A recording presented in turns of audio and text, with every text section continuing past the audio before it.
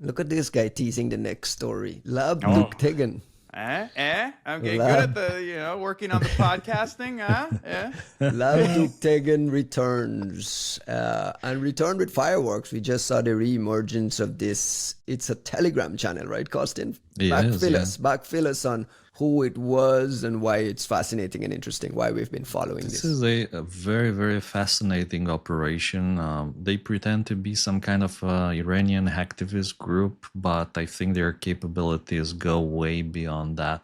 I mean, they've been around since about maybe 2019, I would say.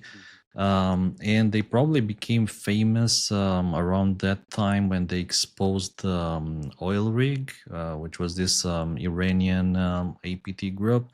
So they doxed the members, doxed some of the tools. And it's quite interesting, by the way, they were not alone. Around the same time, there was another group called Green Leakers, which they kind of disappeared, and Green Leakers actually doxed Muddy Water. So it felt like they were, I don't know, sister operations, Lab Dookhtegan and Green Leakers. Now, Lab Dookhtegan, they kept active, publishing all sorts of interesting information like the cryptocurrency wallets of the Iranian Revolutionary Guards Corps officers, like the leadership, dumping also the private documents hacked from different Iranian institutions. And I think everything was going well until maybe about the beginning of this year, or like beginning of February or March. Their Telegram channel finally got banned, and they just created a new one. They on March 11th they just So this week forwarded. they returned with a new Telegram channel. They returned with a new Telegram channel. They started by forwarding all the old messages from their old channel to the new one. And is then there a way to validate that this is real, or someone could? Is it possible that someone could be masquerading? Just help me understand how Telegram works. I think it looks real. I don't know why someone would want to masquerade. And the other thing is that the old channel seems dead. So I would assume that if they were actually still They active said on the old channel. restrictions were put on the old channel, right? Like Correct. I don't know what that entails in Telegram, but they basically said, these Iranian bastards, they cut us from our Telegram channel. So here's our new group. By the way, this can also be an OPSEC mechanism, something that we have seen with many of these groups. They just create something new, they drop information. After a while, they delete it and they rebrand and started something new. Typically, they're active maybe for a few months, 6, 8, 9 months, and then they just disappear. I'm just saying there's a certain feeling, if you want, to these groups, which if you've been looking into them, you kind of start seeing it. And I think that Lab Dookhtegan kind of fits into that picture.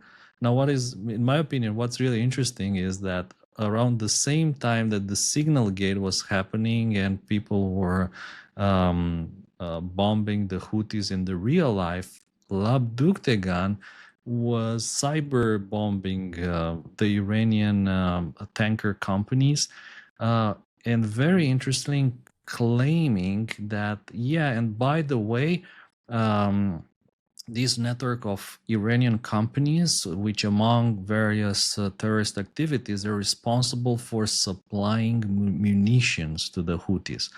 So it sounded like, is there a link here between that group, the Houthis PC small group, and the Lab Dookhtegan attacking the national Iranian tanker company? The Lab Dookhtegan thing was reemergence and public reappearance on Telegram predated this Signal Gate, correct? They came back on March 18th, I think. I see. Okay. Well, they created the channel on March 6th. Then on 11th, they forwarded all the messages from the old channel.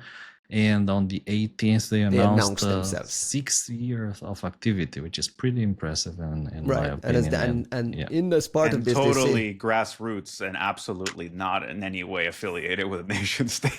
that's what's that. My obvious next question is: this is obviously a nation state active defense mechanism, right? Feels like, and the one nation state that has very good command of the Farsi language. All their posts English are language, in cyber like native operations. English and Right. native Farsi. I'm Is this being an told. American operation, Juanito? That's a good question. I don't think so. Juanito I would assume know. it's not. I would not know. Juanito I'm would just know. saying that I don't.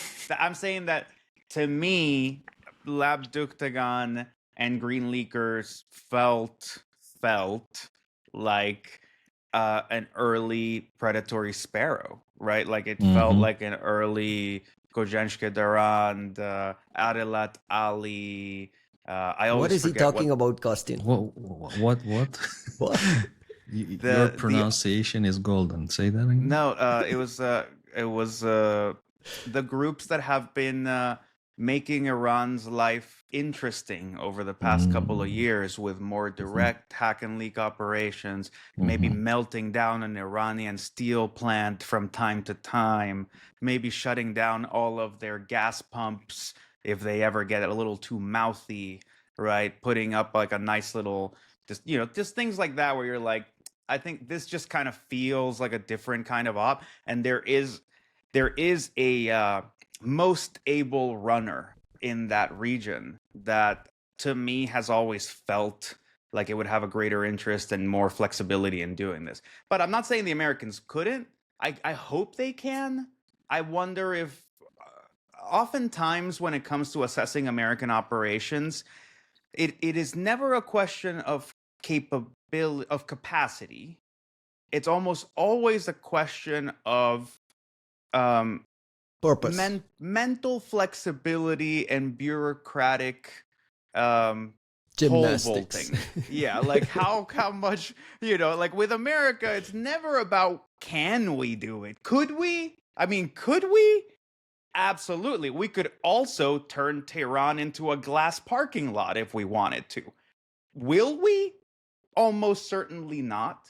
And it's and obviously, like the nuke thing aside, on the cyber side, it's because we make it so complicated to do so, right? So even though this looks like something that the Americans could do, I would be very surprised if it was the Americans, just because I think we can't get out of our way fast enough to actually do something like this, much less for 6 years. Just one observation to that. In general, I think you're right. But there's a confusing story with Lab Dookhtegan. If you remember back in the days when ESET published about Deprimon, which is what we used to call the depressed Lamberts, Lab Dookhtegan they got extremely upset. They got so upset with ESET. Oh, And they started like Wait, fill me in on this. I know nothing about this story. So like ESET published a story like, well, ESET is one of the companies which published about the Lamberts multiple times, even maybe in some case not knowing. But most recently, I think it was with this story about Deprimon, which was a malware they found, I think, in a financial institution, if I remember correctly. It may very well have been even in Slovakia, possibly in Slovakia or Czech Republic. But definitely somewhere in Europe. And they wrote a post about that. And the malware they called Deprimon was what we were calling the depressed Lambert, for which all the targets were basically in Iran. And there was definitely a valid member of the Lamberts family. And when ESET did that, Lab Dookhtegan got super mad. They got extremely upset. I thought that was interesting, yeah. That sounds very performative, though. Well, like, I don't know. It could. It also. I feel like, again, I don't want to. Juanito is misdirecting here. No. I don't want to assign greater intentionality, and I am assuming 4 levels deep, and I don't fucking know.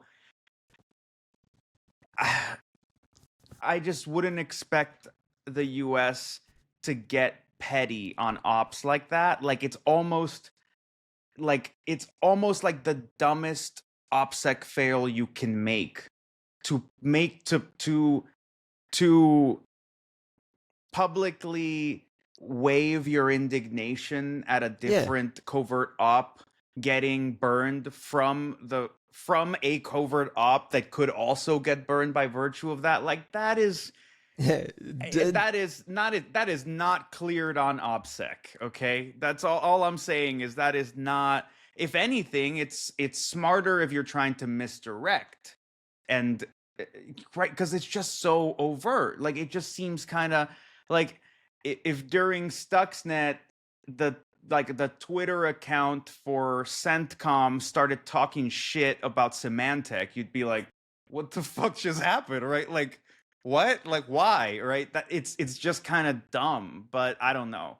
Why do we give automatic credence to what is posted on anonymously on a Telegram channel? Like, for instance, in this last Lab Dookhtegan Read My Lips post, right? They say, as part of this operation, we targeted the communications network of 116 ships belonging to 2 major Iranian companies, blah, blah, blah.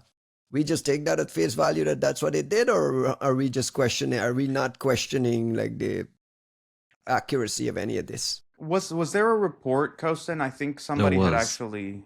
There was actually, yeah. There were a couple of news reports about this. About the shipping companies being popped? Well, it's also, I think, important to say what they did to the ships, which was wipe some kind of navigational systems. But I don't think that really that cripples the ship. It doesn't mean that the engines, they just stop spinning. The ships, they're still navigating probably, but not using the satellite navigation systems. And maybe, yeah. I mean, if they disrupt the GPS, right, that's different. Right? Like if you blind one of those ships, you could navigate the old-fashioned way, but I'm sure that then again, I don't fucking know, right? Like, is there a middle level, right? There's like a couple 100 years worth of maritime development. I'm sure that it wasn't navigating by the stars and then GPS, right? Like I'm sure there's some other stuff in there, but it is kind of scary, right? Like I'm sure it's not ideal, right? Sure. Kostin's Lab Dookthegan's previous leaks have checked out. I mean, there's a certain accuracy to them that there's a reason we pay attention to them, right? Yeah, and I think I remember also when they were posting about ESET contracts in Iran, which was also interesting in my opinion, that they actually got access. Somehow there was a source of access that would give them the contracts and that information. And I was thinking, where else did we see some of these fake hacktivist groups getting holds of antivirus company contracts in Iran or with Iran? Correct.